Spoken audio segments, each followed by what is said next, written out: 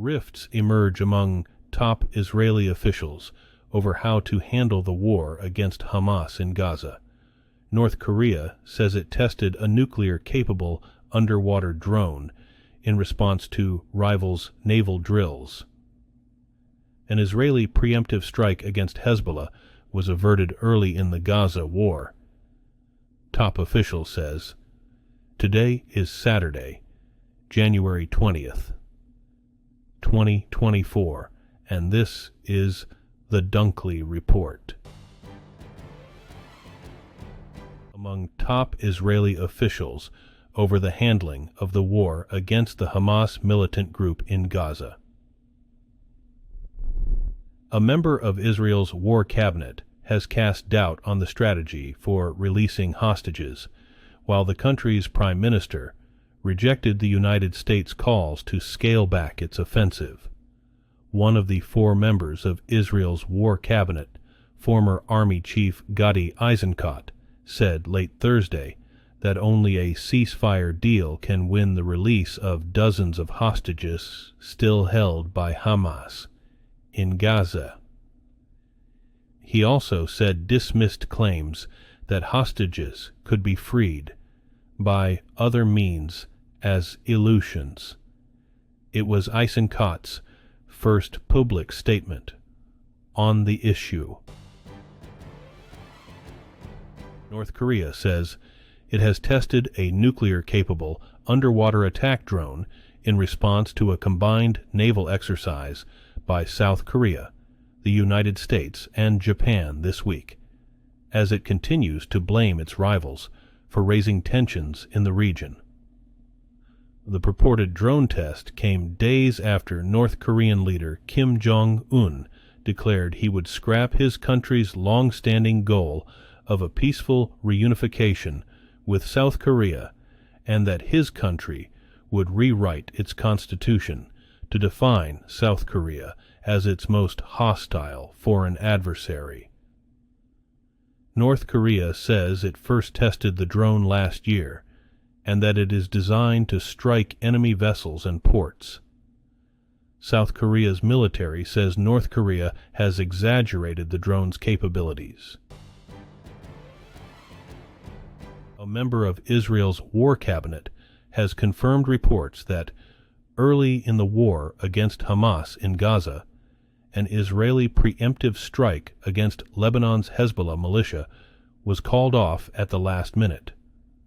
Gadi Eisenkot, a former army chief, says he was among those arguing against such a strike in what he described as a stormy cabinet meeting on October 11. In an interview broadcast late Thursday, Eisenkot said that a preemptive attack would have been a strategic mistake and would likely have triggered a regional war. Since the start of the Gaza war, Israel and Hezbollah have traded cross-border strikes with escalating intensity, even though neither side is believed to seek an all-out war. Business and political elites descended on the Swiss alpine snows of Davos to suss out rebuilding trust in a splintering world. If there's any takeaway from the World Economic Forum's annual meeting, which boldly touted that theme, it's that we still have a long way to go. From full-blown wars in Ukraine and the Middle East to suspicions that corporate chiefs and tech whizzes are out to make a buck off of displacing workers with artificial intelligence, trust is clearly in short supply. The Davos gathering wrapped up Friday after a yearly pulse-taking of leading decision-makers. The idea is getting people together, and big announcements are often just a byproduct, not the aim. That's if they come at all. A Russian official says a Ukrainian drone has struck an oil storage depot in western Russia, causing a massive blaze. It is the latest incident in Ukrainian forces' apparently extended campaign of attacks on Russian soil ahead of the war's 2-year anniversary. Russian officials and news reports said 4 oil reservoirs with a total capacity of 6,000 cubic meters, 1.6 million gallons, were set on fire Friday after the drone reached Klintsy, a city of some 70,000 people located about 60 kilometers, 40 miles from the Ukrainian border. Ukraine has recently intensified its efforts to unnerve Russians and undermine President Vladimir Putin's claims that life in Russia is going on as normal before its March 17th presidential election. Japan has become the 5th country in history to reach the moon. Its spacecraft, which wasn't carrying astronauts, landed on the lunar surface early Saturday. But an issue with the power supply means that the mission could be in jeopardy.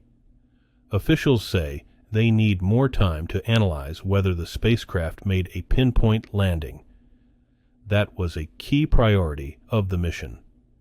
The head of the Institute of Space and Astronautical Science says officials believe that rovers were launched, sending data back to Earth. But he says the spacecraft's solar battery isn't generating power, and that it only has a few more hours of battery life. Dior's menswear maestro, Kim Jong Un, has transformed a sunny afternoon in the French capital into a starlit evening of balletic grandeur at Paris Fashion Week in a display of fashion theatrics. Jones delivered an exuberant spectacle at the École Militaire Annex on Friday. The collection intertwined Dior's fine tailoring with a joyful explosion of theatrical glamour. It drew screams and cheers from a VIP audience as it explored the duality of an artist's persona, on stage and backstage. Nigo's Friday show for Kenzo showcased a dynamic fusion of soft warrior-inspired designs with a modern streetwear twist, reflecting a sophisticated evolution of the brand's East meets West aesthetic. Japan has landed a spacecraft on the moon, an attempt at the world's first pinpoint lunar landing. Saturday's milestone puts Japan in a club previously occupied by only the United States, the Soviet Union, India, and China. A raft of countries and companies are also plotting moon missions. Success means international scientific and diplomatic accolades and potential domestic political gains. Failure means a very expensive and public embarrassment. Taiwan's top diplomat in Washington has a message for both the island's Chinese adversaries and its American friends. Don't worry that Taiwan's new president-elect will worsen relations with Beijing and possibly draw the U.S. into a conflict. Alexander Ta Rui spoke to the Associated Press on Thursday in his first interview with an international news organization since he arrived in the U.S. in December. The Chinese government has called Taiwan's president-elect, Lai Ching-te, a troublemaker who will push Taiwan toward independence. But Yui said Lai plans to keep the status quo in the Taiwan Strait and is willing to engage with Beijing, even as the island seeks to strengthen its unofficial ties with Washington.